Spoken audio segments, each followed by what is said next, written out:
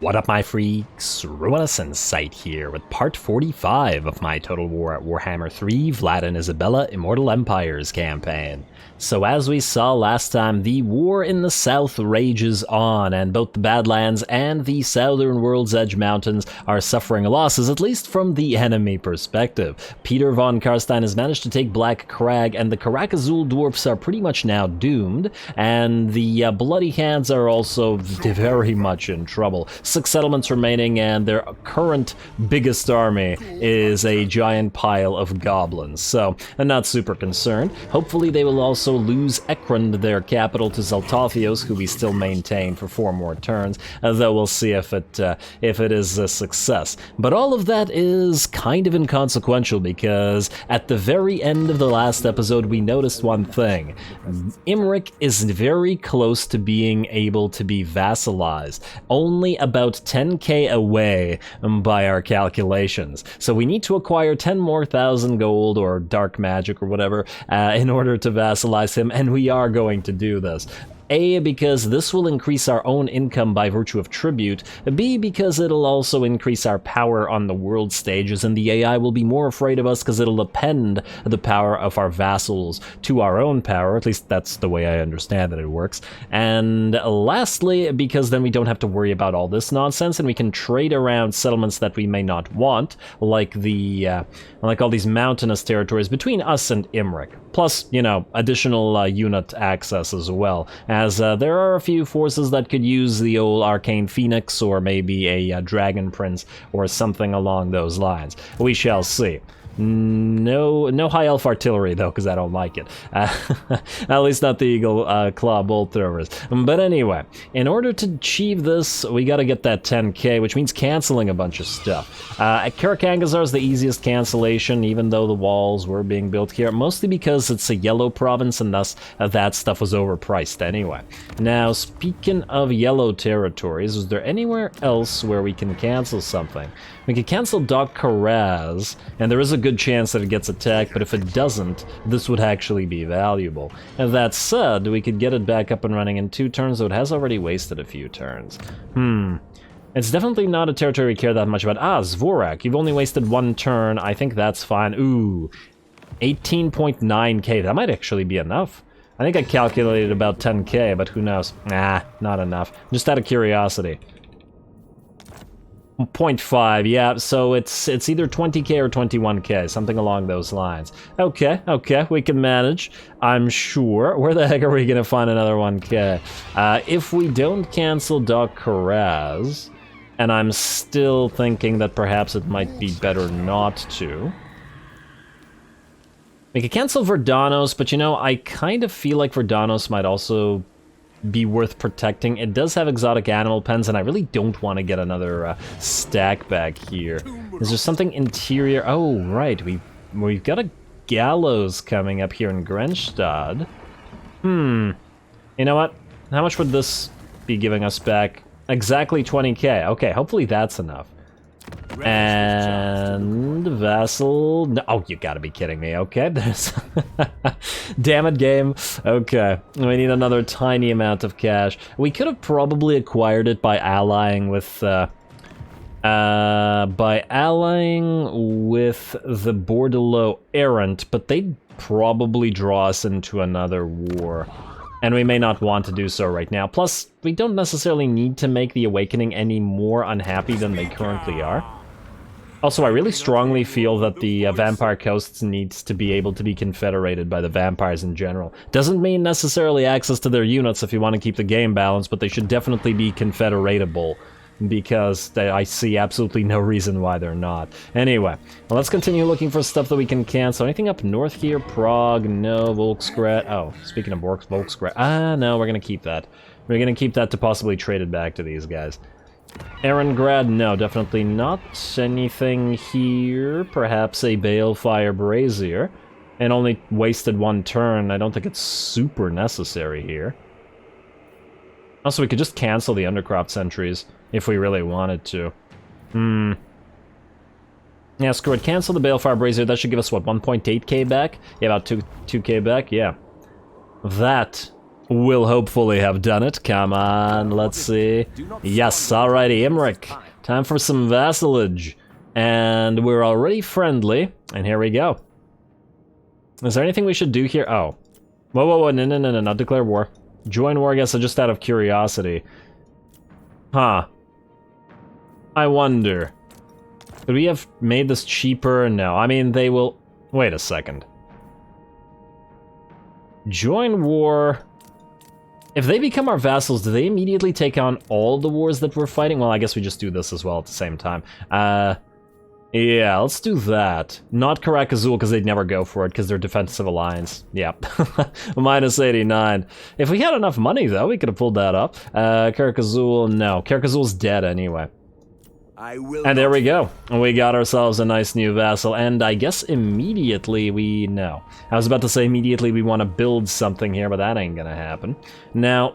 That should have increased our power considerably. Although, to address a comment in a previous episode, referring to the last time I played Vlad, which was in SFO Total Warhammer 2, somebody reminded me of the betrayal by the dwarfs. I had an alliance going with the dwarfs of Karak, and those filthy dwarfs betrayed me. And it's funny because across many campaigns that I've played, there's been basically two major betrayals, and both of them have been by dwarfen factions, both out of the blue. Once in Karak against Vlad, and then once against, in my Tic-Tac-Toe campaign, one of my oldest ones, it was these frickin' Greybeard's Prospectors. And that one I think hurt the most. I mean, I still hold a grudge about the Karak dwarfs, but the Greybeard's Prospectors, like, we had had an alliance for basically the entire game, and their faction was basically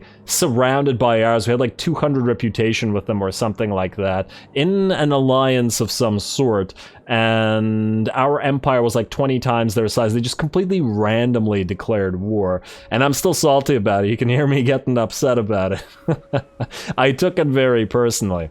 Anyway, basically that comment's reignited my my PTSD with regards to getting betrayed by dwarfen allies. Well, hopefully that doesn't happen with regards to the vassal Imrik here. At least we'll see. Now, after that little anti-betrayal tirade here, let's check out what this has done to our possibilities of getting stuff. Actually, it doesn't appear to have done anything.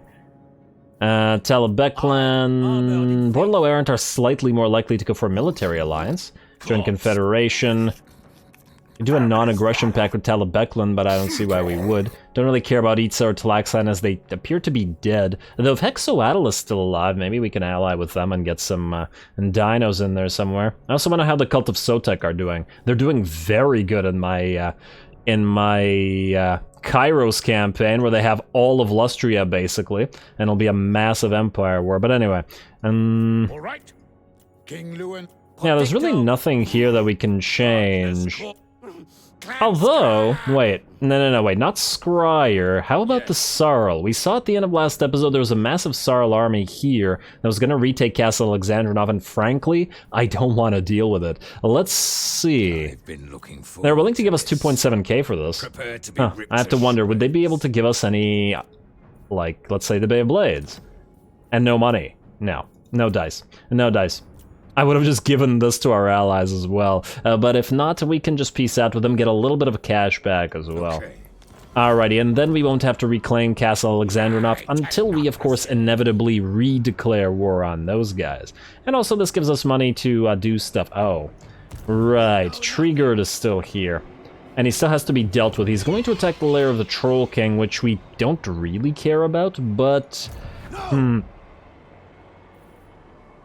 The issue with this is we'd probably have to reclaim it for our stupid allies who are not going to do any of the work themselves, let's face it. Also, wait, just out of curiosity, did piecing out with the Sarl do anything to our diplomacy? That doesn't look like it. Yes, champ. No, it's always worth checking that. Alrighty, well, we can ignore the rest of that then. All right. Although, we want a non-aggression pact with these guys. I mean, honestly, they'll probably be dead next turn, so we probably don't care enough to bother with that. Alrighty, well, that's just fine then. Next up, let's see if anybody needs to move or do anything. Maldwin, yes, you're headed out to Karak, Azul, though you're probably going to have to suffer a little bit of attrition, and let's see what the garrison is like here. Lots and lots of clan rats, one unit of storm vermin. This army is quite weak against it. You know what? Here's what we'll do. We will go for joining all these zombies together, and then we will re-raise 3 zombies, because they cost nothing. Or do we want to maybe get a couple skellies in here? Let's get a couple more skellies. And the couple hundred money isn't going to change matters. And then I think, wait, we could go into raiding stance, but honestly that doesn't take us very far. Wait, from here. I do have to wonder whether we'd actually be able to reach Karak, Azul. There's this, like, problem where you think you can reach it, but you actually can't because it takes like 10 times as much movement to go up these mountain passes. Maybe we just suffer 1 turn of attrition to guarantee it. Let's go up here. I'm not willing to risk it. Screw it. And the, like, 3 attrition, or, okay, 8 zombies per zombie unit we lose doesn't matter enough. We should also probably join all these zombies together and raise new ones, but we'll see if they can heal up, especially if we can move Aldous through our own territory rather than going through the mountain passes. In fact, it would be faster to do so, because once again, nobody likes moving through the mountain passes, apparently. Alrighty. Well, that's that. A little bit of an admin-heavy opening to this episode, I know, but, well, comes with the territory when you vassalize a pretty major faction. Aldous, you are good, and I think everybody else is good. Ermine, ah, yes. Oh, damn, this is how we could have gotten money. We could have sacked Varenka Hills. I completely forgot about you, Ermine. Now, here's the question. Do we still sack Varenka Hills? It's moving to tier 3, which means it's currently at tier 2, which means it'll get damage down to tier 1 regardless of what we do. You know what? There may be value here. Let us auto-resolve... Oh, wow. Ah, but it is a victory. Everybody will die, but it is a victory. You know, that's frankly fine by me. Auto-resolve it. And half the army will come back anyway. But we're going to delete them most likely. And then sack this place, because I think we need money this turn. For a number of reasons. And then occupy Varenka Hills anyway. Occupy it. And Blood River Valley secured, so we'll immediately go for some Foster Terror. Repairing this will only cost us 536, yeah, probably worth it. And we'll have to rebuild stuff anyway, but no biggie. I should also probably replace the Gibbet with a... Actually, no, keep the Gibbet for now.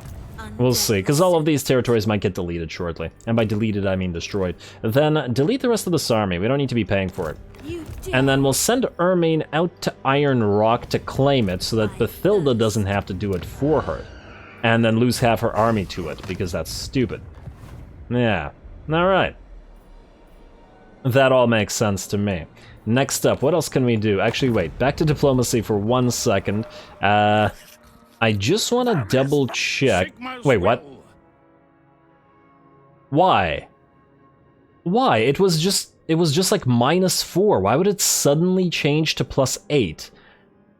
After, oh, wait. No. Usually that happens when you take in a new resource building, but we are not producing any resources out of the furs from Varenka Hills, which is still weird. That said, we probably will start producing resources out of the furs with Varenka Hills, which may mean some High Elf allies, but it don't mean any High Elf allies right now. Do we do this? You know what, screw it. Let's see if they pay us money for this. And with the non-aggression pact as well. Ah, but what if they survive, and then we have to continue non-aggressing against them? It's unlikely. It's pretty unlikely. And do we care that much about Talabek land? I mean, we may in the future, but we don't right now. But if Festus dies, it would be annoying. Nonetheless. They're only willing to give us 1,300 money. You know what? Don't do the non-aggression pact. Just do the money thing. Yeah, free money. Man, I can't believe we were looking for like 500 money and now we got like 7,000 gold back after all that happened. Ugh, should have tried a little bit harder, and maybe I should have just hit Varenka Hills with Ermine. I still don't understand why these guys wanted to trade suddenly, but I'll take it. Now, do we want to just get these furs up and running immediately? Go for it. More resources. Alrighty, and back to diplomacy for like the 50th time here. I just want to double check one thing, and that is that nobody wants to be our vassal otherwise. No, okay. It made me think, well, if there was one vassal, maybe there are more where that came from. Okie dokie. Now, that's everybody but the heroes, I believe, which do still need to move. Let us start with... Wait. If we want to summon a lord and potentially raise some units at the lair of the Troll King, that may be valuable. Oh, and I just thought of something else. These guys are no longer at war with Grimgor, and we need to tell them to be at war with Grimgor. Oh, please tell me you're willing to do this. Imrik. To feel awe is only natural in the presence of the Dragon Prince. We can't ask you to join war, but it doesn't matter because we're also not at war with Grimgor, which means we can directly declare war on him, and Imrik should in theory join us. And when I say in theory, I mean should definitely join us, yes. We will draw everybody into this, and everybody will like us more and like each other more because everybody hates Grimgor, apparently. Alright, that makes sense to me. Beautiful. He's also brought the Blood Guzzlers, but we were already at war with the Blood Guzzlers, and I think Imrik was as well, because we asked him to join a bunch of wars. Alrighty, and now we're at war with Grimgor, which, well, may not necessarily be a good thing, especially as he may attack us over some territories here. We'll have to watch out for that. In fact, if he has a full stack somewhere, we may want to keep Renki on standby. I was gonna summon Renki up north here, or possibly to deal with Cazador Dragonslayer, but we might be able to deal with those guys with some basic lords instead. So let's try it like that, and if the basic lord dies, well, we will not have really lost much of anything. Is there any lord here who has bound Spirit Leech? Because those are usually real nice. No, I don't see one. Would have been nice, though. We could get a regular lord, a regular vampire lord. If we ignore Renki, as per the comment for a previous episode, ignore Renki again. And we could get another Strigoi here. They're pretty good fighters. I mean, that might not be the worst thing in the world. Wait, what do you guys have bound? You don't have Spirit Leech bound, do you? I really wish you could see what their bound spell is, but I'm pretty sure it's still Invocation of Nehek at level 1. I really wish we could get our lords up and running at higher levels. But yeah, let's get the Strigoi bloodline. It seems like we have a tendency to get Strigoi up and running, even though they're the most expensive kind. But for a single lord, they're pretty good. They're pretty fighty. Alright, you go into Lair of the Troll King. Now, what are we dealing with here? 3 units of Skinwolves. Obviously, the Feral Mammoths are the biggest issue, because the garrison here is not going to be able to deal with those. We will probably then need... Let's not do anything expensive. Let's definitely get the Corpse Cart with Unholy Lodestone. That'll make it... it'll make the defense stronger. And then a couple Skeleton Spears, I think. If we go overboard, they'll just ignore this and go past it, which is an issue. And then just some zombies, I think. Maybe a bat and a doggo? That might be overboard. Yeah, let's just stay as we are and get 2 zombies. Keep the bat and the doggo as they are. I think that should be sufficient. The Feral Mammoths are going to be an issue with killing, but otherwise this should be more than enough. I would think. Although it really depends on the type of map. There are some maps that are really problematic for this, and it's still an issue bringing down the mammoths. But yeah, let's start with this. He's immortal anyway. They're all immortal. So even if they die, it doesn't matter. Alrighty, well, we have a little bit of cash remaining, and we're going to use that to rebuild those gibbets that we cancelled to gain money. And it wasn't out of here, it was out of here. Gibbet 1, or Gallows 1, and Gallows 2. And there we go, that goes to most of our cash, and I do believe we're ready to get some assassinating going. You, attack Dunar here.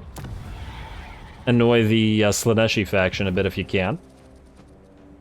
Hey, there you go. And that'll make the High Elves happier with us. Which means more potential trades. And then we have one more action to take, which is you, Salvatore Posner. And go to Torakar and then steal tech from... Ooh. 11% to get wounded. Oh, I don't like that at all. 26% to get wounded. Oh, man. What's the chance here to get wounded? Only 4%. The failure actually is higher, but the wounded is lower. So I think we'll maybe assault the unit instead to try to level you up a little bit. That was a failure, damn. Oh well, it's still I think that this still might count as a hero action against them, but I'm not entirely sure. It was an attempt at a hero action at the very least. Alrighty, well with that we're ready to end the turn and see where we may possibly get attacked. I would imagine that at the very least we'll get attacked here, but we'll see. Hero not moved, yada yada yada. Nobody else can move because nobody else can... Oh, wait. One more thing, damn it. I did say this one was turning into a lot more admin than I was originally planning. And... not Salvatore Posner. Not Theobald Lichberg. Actually, you do need to move here. But, I need to check something. Necromancers can... no, these aren't good. Okay, well then never mind. Never mind, go next. Probably could have kept to the camera up north. Oh look, Vlad got Ambuscator, man. This late into the game, well, it's still mid-game, but nonetheless.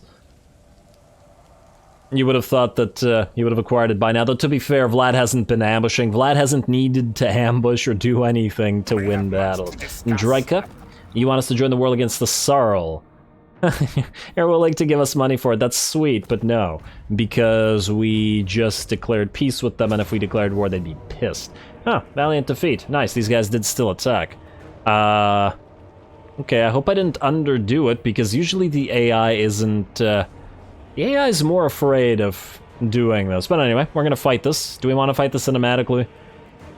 It can't hurt. It'll be a little tiny battle, but you never know. These sometimes are fun. Plus, I love watching Strigoi fight. Let's get to it.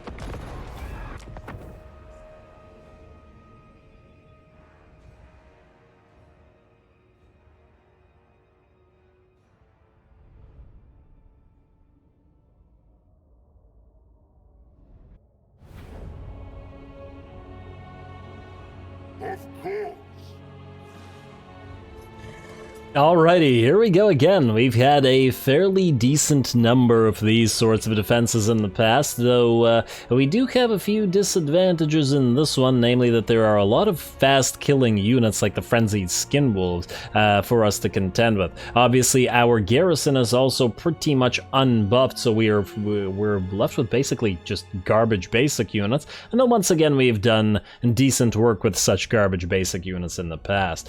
We have our setup similar to usual with essentially tire them out concept and zombies and skeleton warriors and skeleton spearmen separated. Skeleton spears all the way in the back because they are most valuable unit. Over on this side we have our corpse cart with that holy lodestone, which will hopefully help this portion of the of our units hold ground, whereas over here we have our lord who is going to try to kill the mammoth as well as the enemy lord, and thus has to be separate from the corpse cart because we can only have one super important unit on each side since we only really have two of them. Alrighty, well, time for the battle to begin and a lot of zombies to die. 3 frickin' skinwolf units plus a mammoth. These guys are gonna rip through them so quickly. It'll just be a matter of holding ground though. Of course, once again, the longer we hold, the more tired the enemy units get, and as usual, the more towers we can build. We're going to wait till get a 1400 point towers up everywhere, as I do think we certainly have the time to do so. And yeah, it's almost like they have a main line of skinwolves here, and that first unit of zombies is already nearly dead, and here comes the mammoth, and here comes those marauders. Still, I do find these battles very fun to watch. Even though there isn't really anything to say about them tactically, because, well, it's just blob on blob action, and very much in a choke point as well. Yeah, so it looks like that unit of skeletons and that unit of zombies are very much done for. Well, let's check back on what's going on over on this side. The enemy mammoth, just like the other mammoth, has pushed through, which unfortunately, for said mammoth, is not going to end up so well for it. The Strigoi can now attack it with relative impunity, as it is surrounded by both our skeleton spears and being attacked by said Strigoi, which means we should be able to bring it down. That said, we once again do have a limited time to do this, as the enemy will break through these lines eventually, and we do have limited units. Indeed, speaking of limited units, just by virtue of how fast the enemy skinwolves are killing over here, and look at all that blood everywhere, we're going to move one of our skeleton spears, or rather our skeleton warriors, all the way around and back to here. We're also starting to build our first tier 3 tower, which is up in 8 seconds, which will start working on all of these marauders here, and to some degree any of the other units that can reach.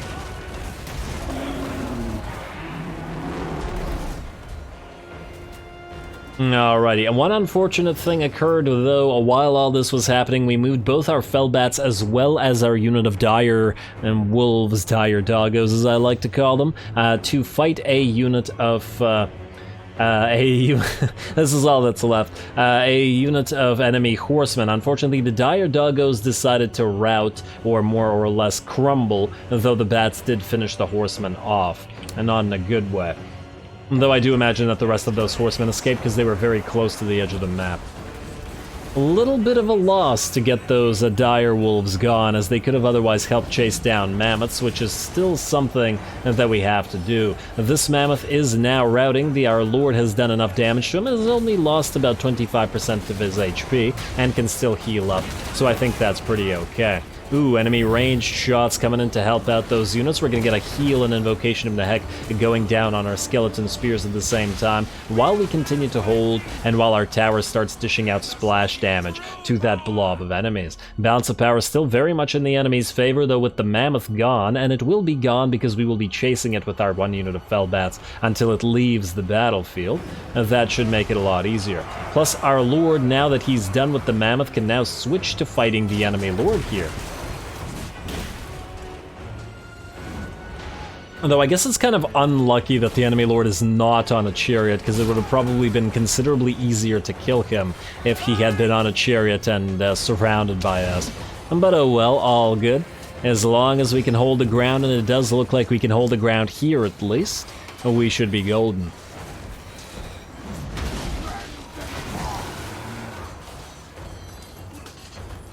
Alright, come on, hit him, Strigoi. I know that there's a couple zombies blocking you.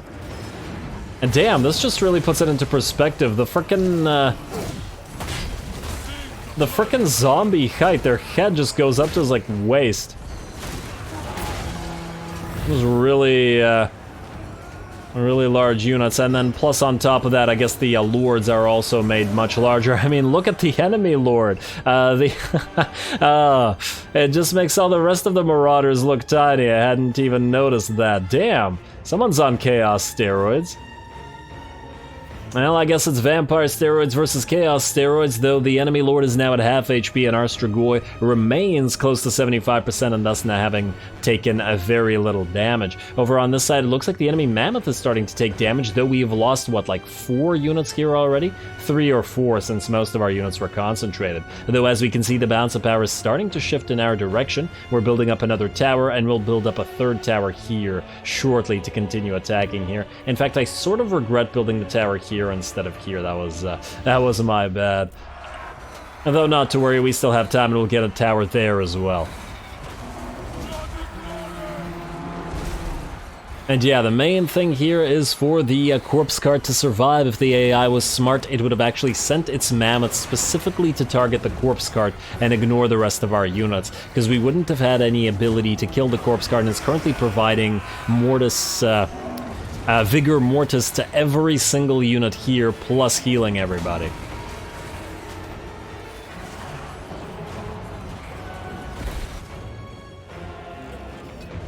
The little corpse cart that could. Alrighty, mammoths in a rampage, and we do have our reinforcing units coming in. Over on this side, looks like the enemy lord is, well, he's still only a little past half HP, though his skin wolves are in pretty bad shape, and we continue to heal our own units.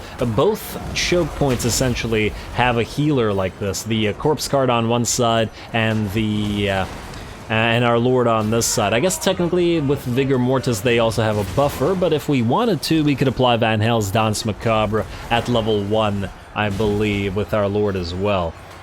So technically both sides have both, even though the corpse cart's obviously the more effective buffer. Considerably so.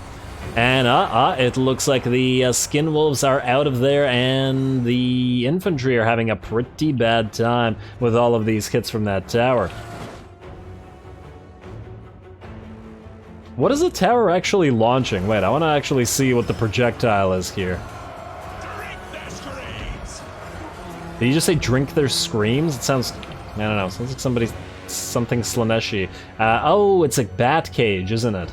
I think it's a bat cage. I couldn't quite tell, but it did look like a cage, and oh wow, that's a lot of explosions from that. Not bad. Not bad at all. And speaking of, the balance of power is now half and half. We've lost more than half of our troops, but so have they. At least in troop count, it's looking about even. But we can heal more than they can, and the enemy lord is very, very close to dead. The enemy has also nearly broken through on this side, but its second mammoth has now routed, and that's its main ringer. Without the mammoth, I don't think that they can break through with just their marauders, although the marauder champions would be hard to deal with. And on top of that, their skin wolves are in pretty bad shape as well, having taken a lot of damage from our skeleton spears. And with our reinforcements arriving and our corpse carts still alive, it's not looking so good for the enemy. Well done, everybody. Alrighty, marauders with great weapons nearly out. And how's that enemy lord looking? He's looking to run, that's how he's looking. But he can't run far enough as our Strigoi takes his head and the rest of his soldiers run, seeing their lord decapitated. Beautiful. Though there weren't much of them left here. Now, good job, tower. Just destroy our town. Thanks.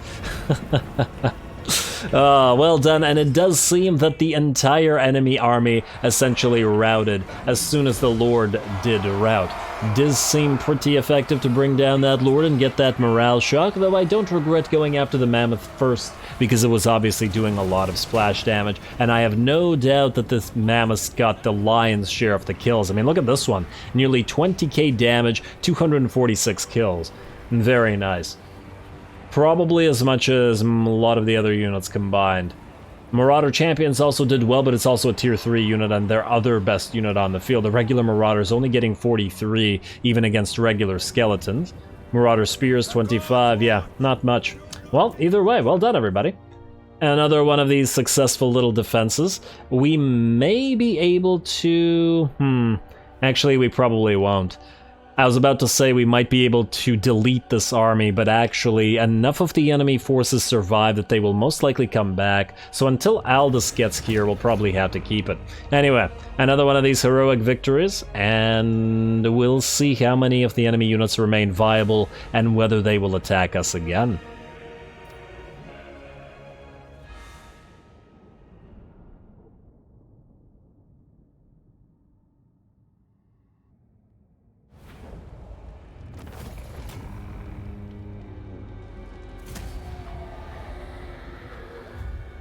Alrighty, good enough for me, I suppose. A silly and somewhat pointless fight, perhaps, but, well, it was for fun. And a heroic victory and some free levels for Dirk over here, though he'll be deleted. Actually, not immediately, because these guys might come back, but he'll be deleted eventually. Now, the healing actually offers us barely anything right now, so we're just going to take some cash for this. And what the heck is this? Oh, right, we positioned Aldous to help out with this. Yeah, fair enough. We'll auto-resolve that. We did that on purpose. And let's... well, do we need to heal up? Let's just take more money. Especially since with the summoning of Dirk, it's going to cost us extra money per turn. Non-aggression pact, no. No, if Festus doesn't kill you... we'll have to deal with you ourselves, so no thank you. Alrighty, ambuscator for Vladdy Daddy, but ally begins outpost construction. Oh right, we wanted to begin outpost construction. I forgot about that, so your capital, Imrik, would be at Fortress of Vorag. So, let's get you some outposts as well. And Fortress of Vorag it is. Recruitable units, dragons, swords masters of Hoeth. Yeah, there's certainly possibilities to be had there. Construct outpost. And I mean, the super elite units are really good regardless of the fact that we can't have a red line to buff them, so it'll be nice either way. Alrighty, outpost begins construction, or outpost begins construction, outpost construction begun. Then what we want to do, oh look, Ikit's back. You know what, we should try to get the Ikit defeat trait on you. Also, you can take Xerexel right now, it should be auto-resolvable. Wait, can you join the fray here? Yes. Yes, you can. So what I want you to do is go here. I want you to siege the place. Encircle, siege it, whatever. And then you are going to have a mostly Cav army, so it would be pointless to get you anything here, but let's get you the Restless Dead anyway. And you have Wind of Death, just in case you need it. And we can go Children of the Night immediately, but we should also probably just save up for the good stuff here, so just hold off on that. You, Theobald, can join. Zombies 1... and then out, you here, and we'll attack. And then you should be able to do the same thing at Karak. Oh, we should also try to assassinate Shife the Blade for like the 300th time. Come on, do it for once. Yes, yes, thank you. Now I don't have to rename you something failure. To Karak we go. Okay, yeah, we'll have to manually siege this. They might sally out. I would if I were them. There's probably a better chance of them winning, but without a lord, it's going to be very problematic. And if they don't sally out, they'll die. If they do sally out, Maldwin, you have Flock of Doom, and now you have Wind of Death. So they're screwed. Do we want to get anything else here? I would love to get Brooding Horrors for you, but you know what? Get another point in Wind of Death instead. Or, nah. You could kill most of their army with just the Wind of Death alone, so let's do that. Still probably the best use of your points. And what the heck? What's going on here? Camera turned all the way around. I hate it when the camera does this.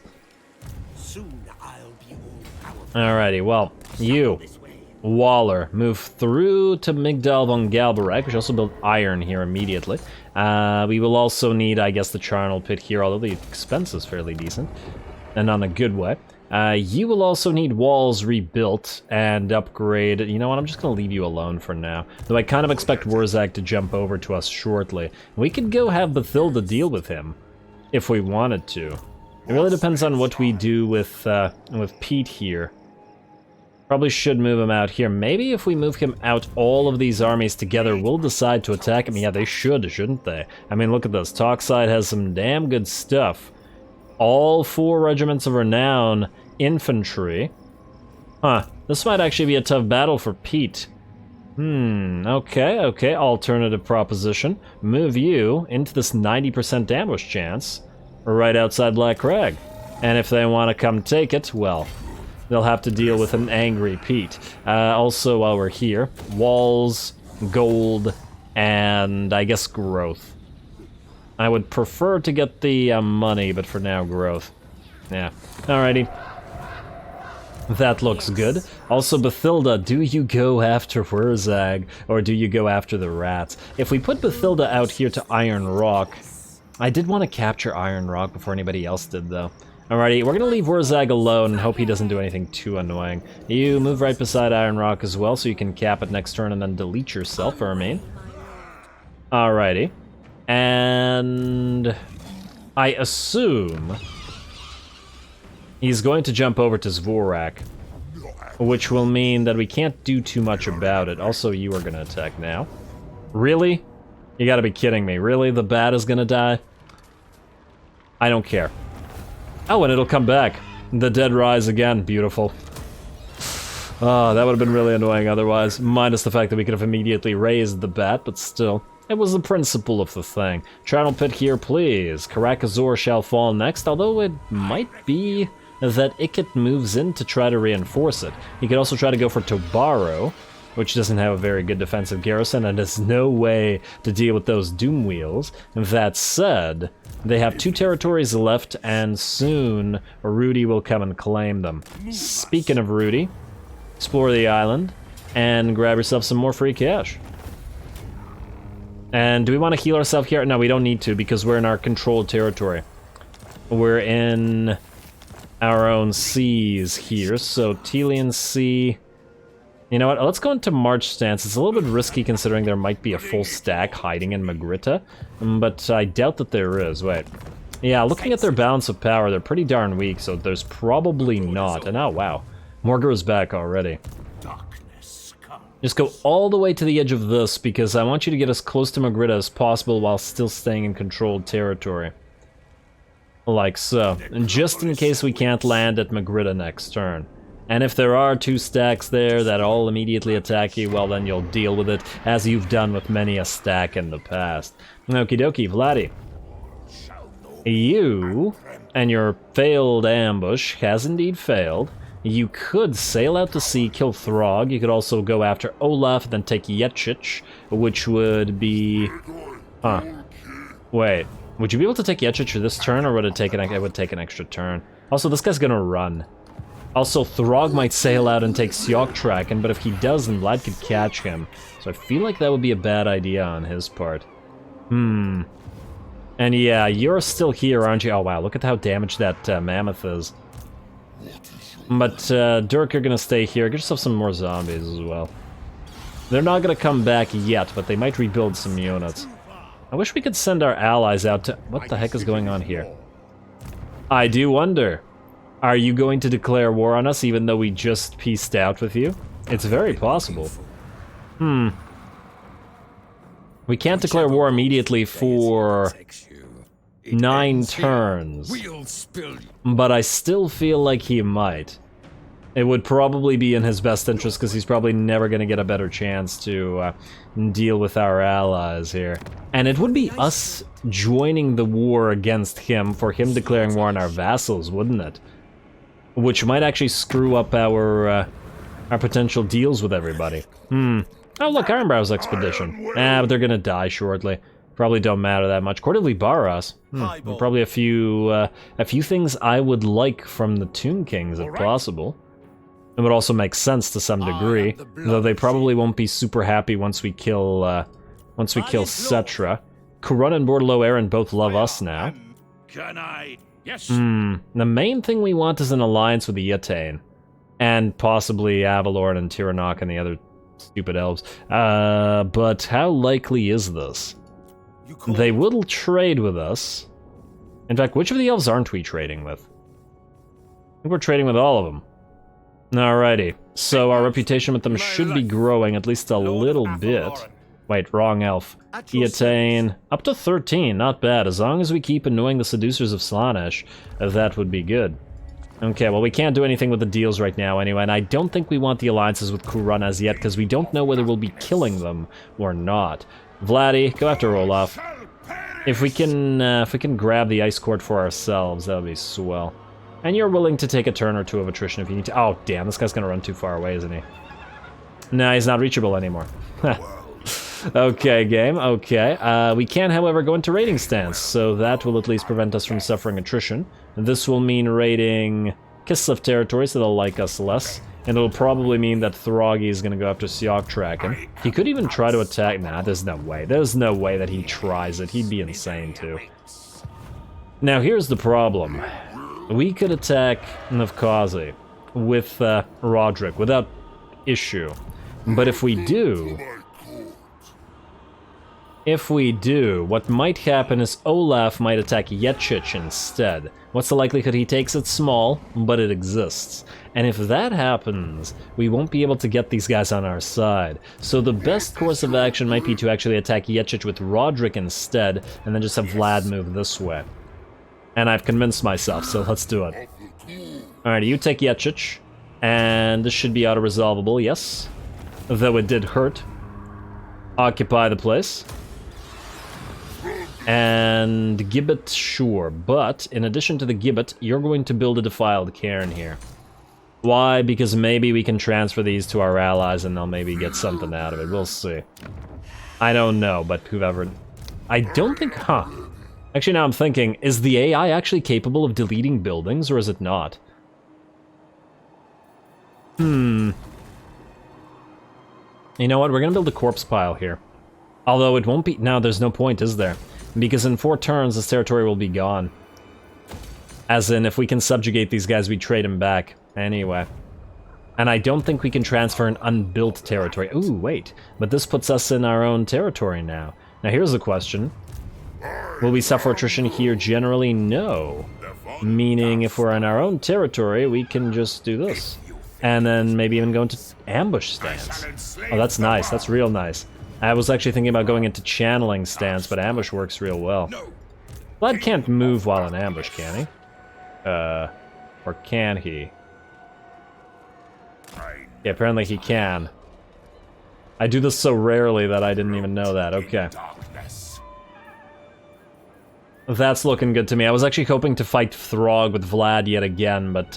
wait, actually, speaking of Throg, how many territories do you have left? 11? Damn, okay, well, it's gonna take us quite some time to bring him down. For good. Not Throg himself, Vlad's killed him without trouble in the past already. Alrighty, who else needs to move? Maldwin, you will maintain your siege, probably for a while yet. Aldous, you... Now... what do we do with you? We could send you up here to go raiding in the north. We could... oh, we should also probably get you your last Blood Knight, which we can't do here, but we could probably at Fort Stroghoff, so go to Fort Stroghoff then. Yes. I assume we can raise it. We will have to delete the Vargulf. Actually, out of curiosity.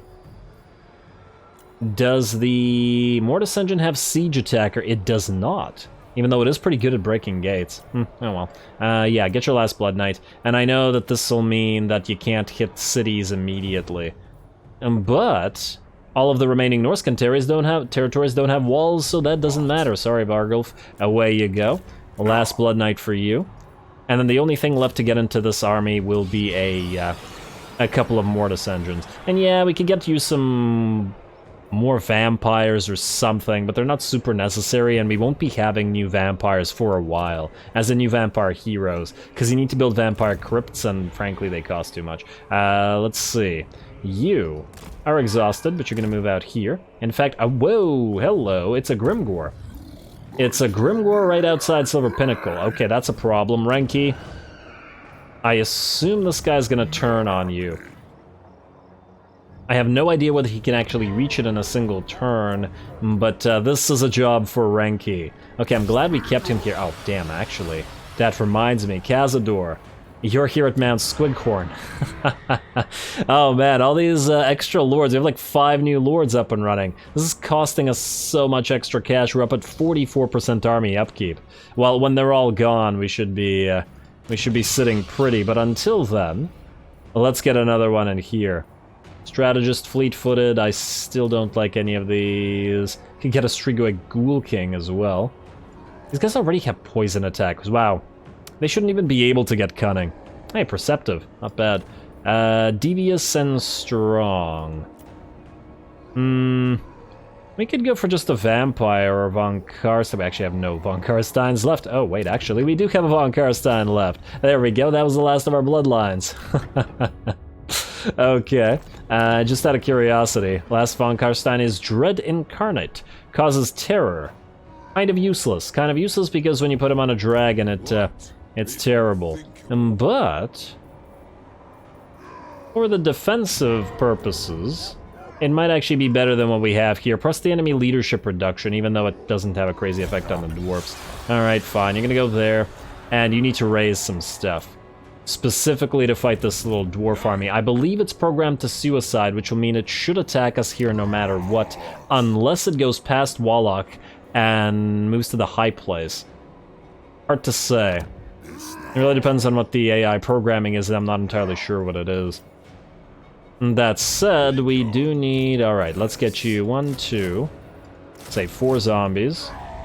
We mostly need to be able to hold a line here.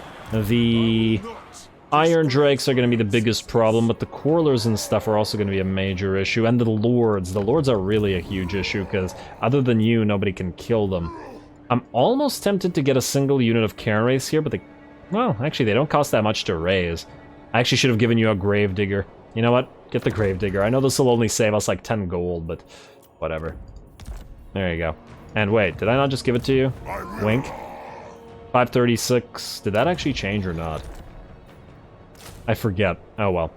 Get that in here and... Oh damn, no corpse carts. Damn, that's unfortunate. Corpse carts makes these defenses a lot easier. You know what? Get a couple more bats. There's a lot of range units to tie up. Almost tempted to get more hounds, but this should be more than plenty. Then again, if they're programmed to suicide here, it doesn't really matter how many units we get, because they're gonna die trying anyway.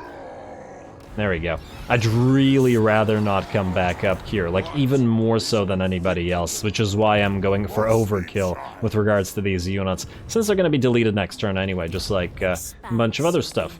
Alrighty, well, Vlad's good, Waller's good, Rudy's good, Peter's good-ish, Roderick, Maldwin, Aldous, Zaltothios, you are not good.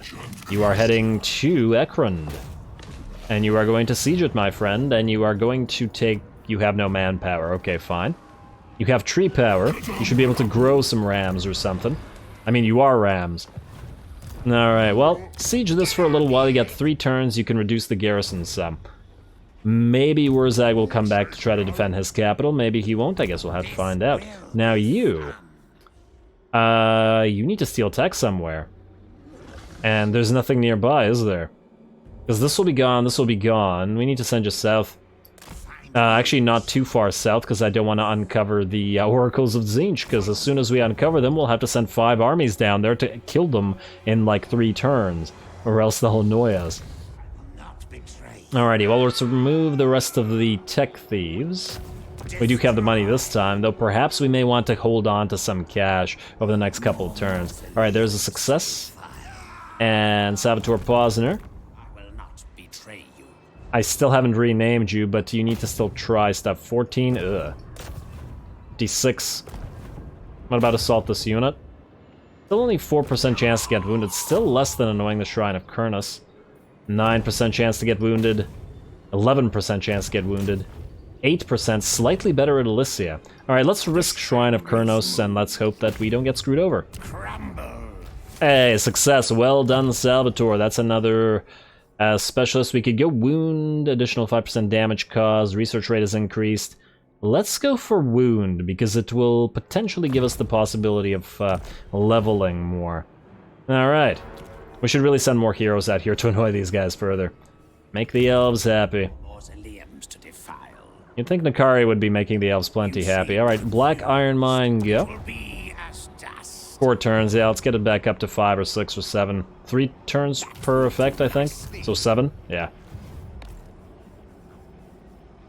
Alrighty, next. Alright, damn it, I want one more battle if we can get it, which is why I'm really looking towards ending this particular turn. Otherwise, I wouldn't be bothering. More so because that particular battle, while fun, wasn't a battle that, well, it wasn't a huge battle. Nor was it a consequential battle. Yeah, I think that was the main thing. It wasn't a consequential battle, and I want a consequential one. Dirk, stay where you are. Watch this guy attack again, I swear. Also, we need to build money. Lair of the Troll King, you're gonna get transferred, and I guess we go back to Palefire Brazier for you as well. Might as well build that back up. We built those gibbets down south, did we not? Or gallows, rather. We upgraded to gallows in Grenstadt and Averheim. Yes, indeed we did. Though we should get the skeletal walls up at Averheim. Otherwise, it's concerning. And then all the way over here, Barag de Wazbag. Wall, upgrade. Anything over here? You have a gibbet. You can get a gibbet. You guys might get attacked by Grimgor. Oh, right, Grimgor. I almost forgot about Grimgor. Which is always a bad thing to do. Now, what do we have in terms of garrison here? Oh, it's actually pretty decent. And Grimgor's army is actually not so decent. He doesn't have much of a Wa either. Renki, what do you have? You have a lot of points. We didn't get Unliving Host for you, nor did we get... What are you again? Master of the Black Arts, eh? I was thinking we'd get the Claws of Morcane for you, but with Master of the Black Arts... I really feel like this should go on like somebody who's strong or something like that. Somebody who's already a little bit more defensive. Unlike our other Ghoul King, but I'll think about it. Either way... And we might want to assign some points here, but which ones? Considering we don't know which army you would be using, we could just go for Diviner out of this. Doom and Darkness might come in handy, Soulblight might come in handy, though would it come in more handy than a Spirit Leech or a Command of the Unliving in a battle? Probably not. And we wouldn't be able to reach Diviner anyway. You know what, let's get Dark Pact, but it's kind of a waste of a turn. Or a point rather, not a turn. You know what, I don't think that we have got any points to spend here. Maybe Magical Reserves and Earthing. And Doom and Darkness has no area of effect, right? It's just a single target. Affects enemies in... Oh, you can't overcast it, can you? Yeah, you can't overcast anything because you're not that good of a magician. I mostly just want Diviner because, well, more magic items. In fact, it almost makes me think that maybe we shouldn't even go through this. And just get you Uncanny Prescience instead. Would that be worth more than Diviner? Hard to say, but you know what? Let's hold off on that. Although, at the very least, Soulblight is an area of effect. And the armor reduction could come in handy. Ah, damn it, just go through it. Just go through it and get Diviner. Alrighty, well, that's you, and we're gonna get you a few units. What again do we have here? 1 bat, no wolves. 1 bat, 2 wolves... Couple more skellies. Zombies. Should be more than plenty. Although I don't know what's in here. Could be a bunch of Arachnaroks or Black Orcs. If it's a bunch of Black Orcs, that'll be a problem. Because, well, really only the Graveguard here would be able to deal with them. And these are weak Graveguard. They're not upgraded. I'm almost tempted to get a single unit of Crypt Cores just in case. Yeah, do it. We have the money. Alright, now there's no way that Silver Pinnacle falls. At least I don't think so. Not unless there's a second stack coming in from here or something, but I guess we'll find out right now, which is why I've been not ending this particular turn. Let's see if we can get a battle somewhere before calling this one.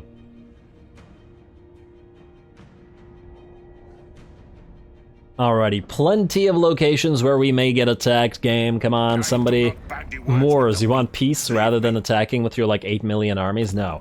Attack us. No, they're going to cower out. Well, they are Skaven. Oh, but look, Mormill's Stab has moved very close to Iron Rock. Your ally has been attacked. Heralds of the Tempest and the Dolgan have attacked the Knights of Calador. Yes, we will enter on side of ally. Not what I was looking for, because it isn't a battle, but there may still be a battle a-coming. And if not, we'll just attack Mormill. Haha, what do we have here? Vlad has ambushed a garbage little army. It doesn't need to fight this. This is too weak. This is too weak. We'll take the money. Anything else? Come on. Karak Azul. Ah, yes. Okay, it looks like we'll be fighting 2 of these battles. We'll fight this one as well. Not what I was expecting for this episode, but this means there will be massive battles in the next episode, and then these are always fun. So let's fight this cinematically as well.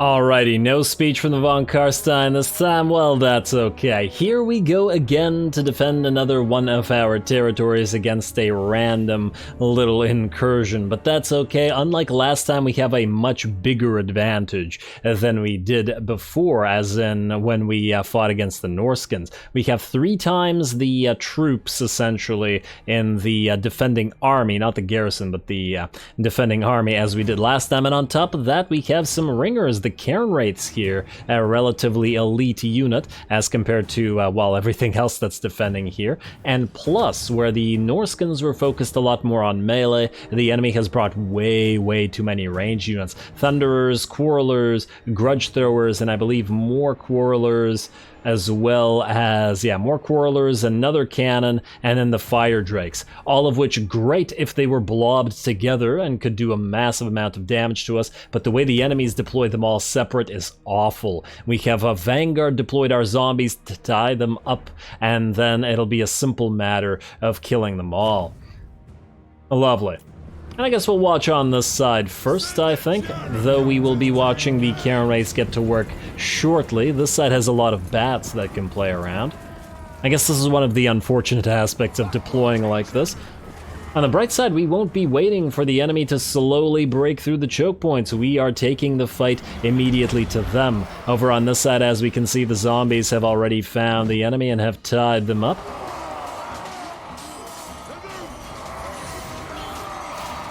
What the heck is that? Oh, okay. For a second I thought that there was some kind of like dwarven version of a corpse guard with the burning brazier there, or some kind of dwarven contraption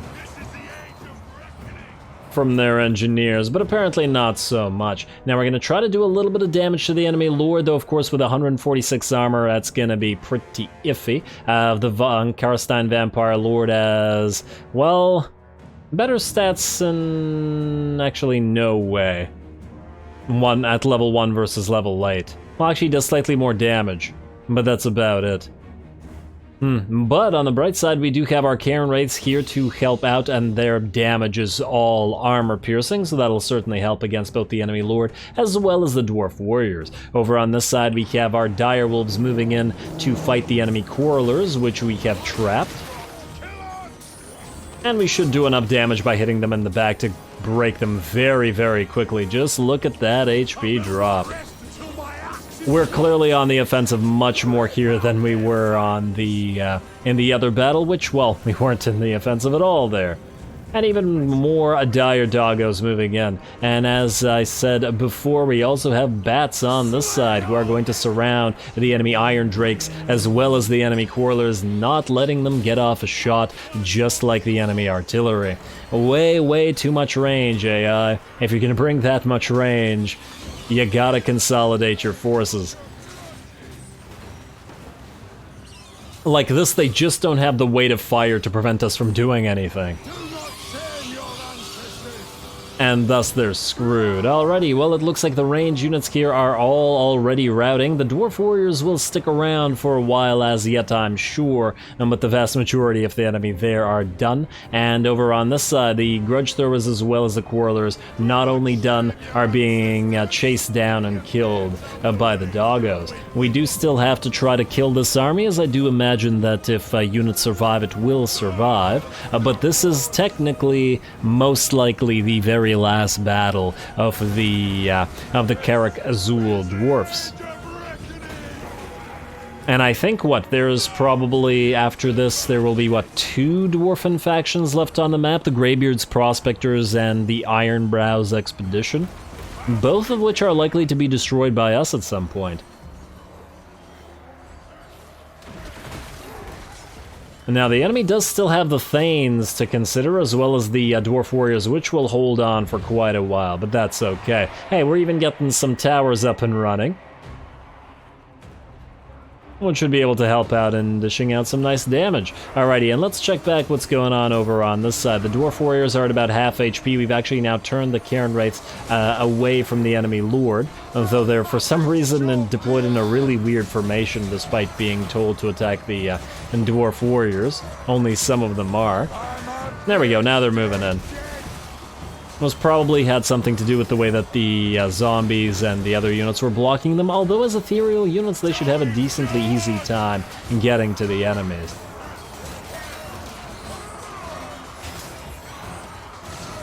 Alrighty, somebody just lost an arm and then died. And let's see what that balance of power looks like. Very much in our favor now. The enemy have lost 2/3 of their units, and I think, let's see, the Runesmith and the Lord are left. 1 unit of Dwarf Warriors remains holding here, and then back over on this side where the absolute massive blob has surrounded the enemy, it looks like the Dwarf Warriors are done. Holding out in a little circle to the last. And this once again is a very appropriate scene for the undead, isn't it? This is what you should be seeing more of. Massive amounts of cheap units just surrounding enemies and overwhelming them with sheer numbers. And there we go. Beautiful. Those dwarfs are done, and I think, let's see. Lord and heroes, and yeah, this 1 unit of dwarfs still has to be destroyed, but then it'll be just the Lord and the hero left. And I assume that these guys will die quite quickly once charged by the dire doggos. We are having them wait, though, because, well, let's just tire these guys out and do as much damage as possible with our zombies.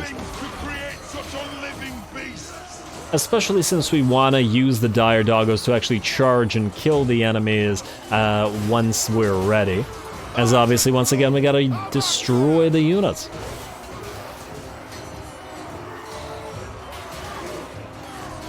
Down to half HP. And where are you guys going? I'm just moving away slightly. Maybe getting ready to charge him in the back. Alrighty, now it's just a matter of time. Slowly bring the enemy down. It looks like they don't want to quite rout yet, which is surprising.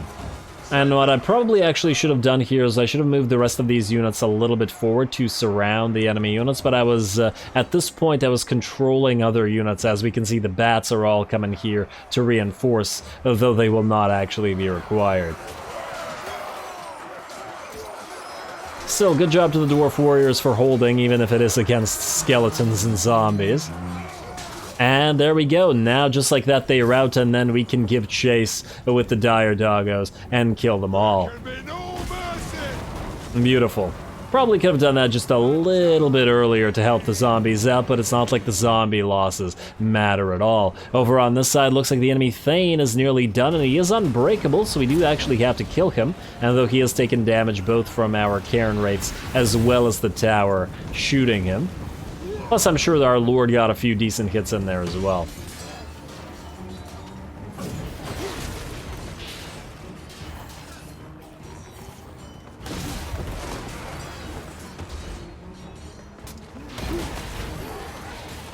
Damn, nice hit with that hammer, taking that zombie's head. And damn, he's taking multiple heads with every swing of his hammer. Very nice. And come on, just get a shot. One more shot from that tower will bring him down. Unless the zombies do it. Oh, that should be an embarrassing way to die, but I guess he could probably meet his ancestors pretty proudly. All things considered. I mean, look at that giant pile of enemies under him. Chaff or not. And interestingly, the tower doesn't actually appear to want to fire at him. Maybe firing at the enemy Lord, who's currently getting chased down by our Lord. And there we go. It looks like one of the zombies managed to take his head from the back. Should have been paying attention, though it's a little bit difficult when you're completely surrounded. Over on this side, we are trying to chase the enemy Lord down, and the Cairn Wraith's working on him, together with the bats and the Lord, just to try to keep him away from running off the field. And then over on this side, it looks like the enemy Dwarf units was destroyed, though I think the enemy Thane or Runesmith or whatever was there did manage to escape. Oh, or was this a Runesmith that was unbreakable? Something was unbreakable and fought to the last. In fact, the entire unit should have fought to the last. I actually think that they should modify that when an enemy faction is programmed to suicide like this, you know, when it loses all of its territory and tries to retake any territory at all costs, every single unit in the army should gain unbreakable for that particular battle. Because, well, they'd have nowhere else to go, right? They should probably fight to the last. Maybe make an exception with a few factions like Skaven, because I'm sure they'd scurry away, but the dwarves definitely, I feel they would fight to the last to try to reclaim and not be destroyed, you know? Probably plenty of other factions as well. But anyway, a close victory apparently, but really not so much because the losses are inconsequential, and we played this from an offensive perspective rather than defensive, so I think it worked out quite nicely.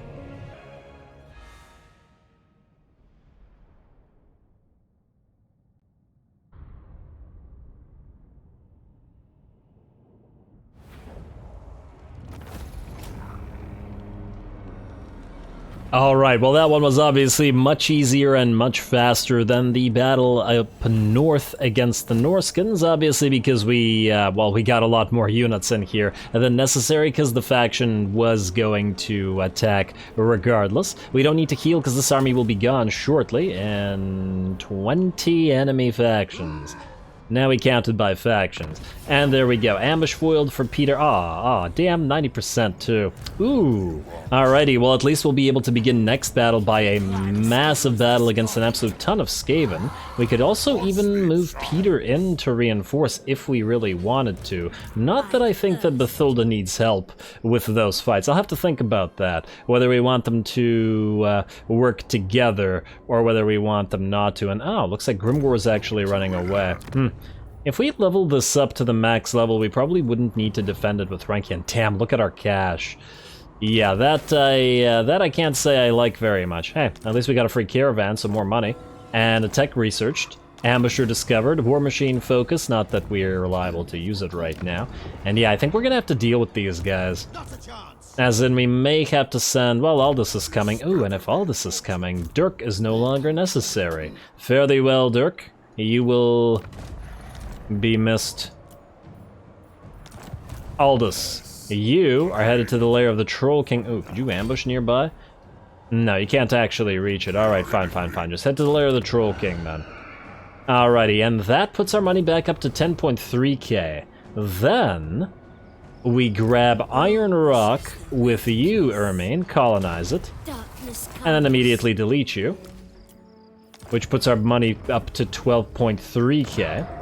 Then, and oh damn, yeah, it's going for Tobaro. He's absolutely going for Tobaro. Wonder if there's any way to catch him. We can't delete you right now. Oh, I wonder if you could help. You could help with this. Was there somebody else? You, Warlock. Warlock the non-Harkin. Auto-resolve this, and that, ooh, yes, and we got a potion of healing on top of it. Very, very nice. And that should be the end of Karak Azul. Potion of healing, a beautiful faction destroyed, and on top of that, you are no longer needed. Unless Skaven come up here, which is a distinct possibility, but it's not one we have to deal with right now, which puts our money back up to 15k. And then if we delete Renki, though I don't think we'll be doing it right now, as well as one of these armies, either Waller or Maldwin or Yoss, I think we can get easily 20k, especially if we delete 2, which will mean more empire building because we need a lot more money. Anyway, this episode has gone super long. I wasn't expecting it to, but hey, it was a pretty fun couple of battles, and we got major battles up ahead against Morse, and probably a lot of major battles against the Skaven as we destroy the faction here, and maybe we can catch Icket before he hits Tobaro. Maybe we'll summon another temporary lord there just to make him not go for it while Yoss tries to chase him down. But you'll have to find out if that's the case next time, so stay tuned for more Vlad and Izzy. Don't forget to leave a like and comment for your friendly neighborhood heretic. All glory to the algorithm. Where the heck are you going? And thanks for watching.